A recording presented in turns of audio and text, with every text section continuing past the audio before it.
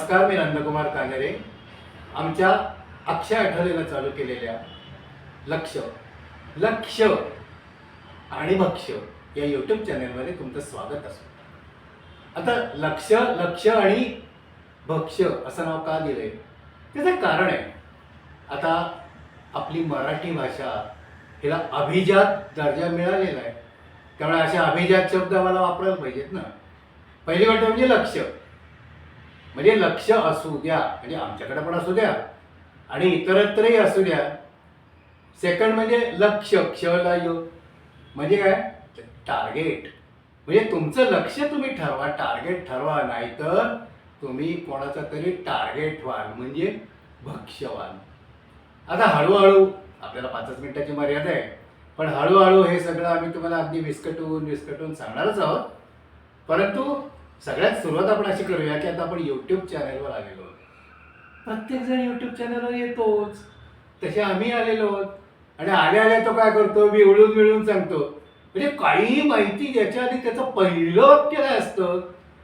जर तुम्ही या चॅनलला पहिल्यांदाच भेट देत असाल तर दावांनो बाबांनो आमचं ते सबस्क्राईबचं बटन दाबा. अरे तुम्हाला क्वालिटी असेल तर लोक आपापच बघतात. मुळामध्ये यूट्यूब हे प्रचंड मृगजळ आहे, मायाजाल आहे. आणि या मायाजालामध्ये अशा हजारो मासे असतात आणि हजारो लोक त्या मृगजळामध्ये आपल्याला एखादा अंडा भरून घेता येतो का हे बघत असतो. काहीचं साधतं, काहीचं नाही साधत. आता आम्ही त्यात पाय टाकलाचे म्हणल्यानंतर आम्ही स्वप्न बघणारच ना. पण याही आधीची एक स्टेप असते बरं का. म्हणजे ती स्टेप कुठली, तर प्रत्येकाला ॲक्टिंग करायची असते, पिक्चरमध्ये काम मिळवायचं असतं, काही ना काहीतरी सिरियल विरियल हे ते शॉर्ट फिल्म. त्याच्यासाठी काय करतात, ऑडिशन. पहिली स्टेप काय तर ऑडिशन. ह्या ऑडिशनची प्रचंड गंमत मी बघितलेली आहे.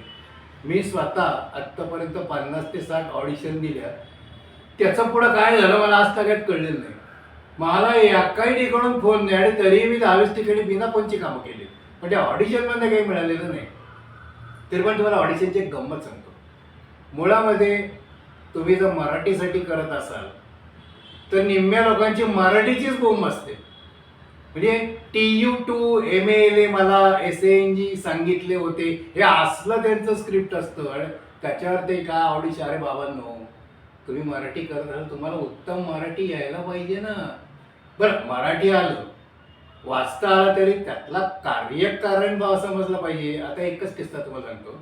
एका ऑडिशनला मी गेलो होतो. तिथे एक 2-3 पोरं होती.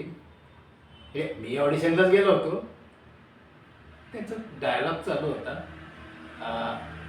साहेब कामासाठी वतनावर पाणी सोडलं, असं एक वाक्य होतं. तो असा, साहेब कामासाठी वतनावर पाणी सोडलं. दुसरा म्हणतो, सर कामासाठी वतनावर पाणी सोडलं. आईला म्हणलं काय चाललंय कडे, वाक्य मला शाळेपासून माहिती आहे. साहेब कामासाठी वतनावर पाणी सोडलं हे वाक्य कान्होजी यांनी म्हटलेलं आहे महाराजांसाठी. म्हणजे तुम्ही हे काय करताय. नाही, आम्ही म्हणले पाठांतर करतोय आणि आज ऑडिशन देणार.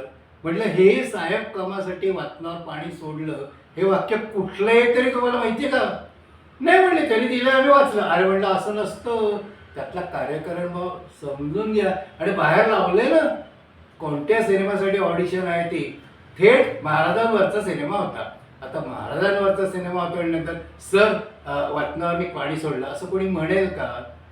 त्यांच्या ऑडिशनचं काय होणार हे तिथंच मला कळलेलं होतं. तिथंच दुसरी एक मुलगी होती आणि तिला एक वाक्य होतं की अशा रीतीनं कान्होजी जे ते हे शिवभारतातले भीष्माचार्यच म्हटले पाहिजे.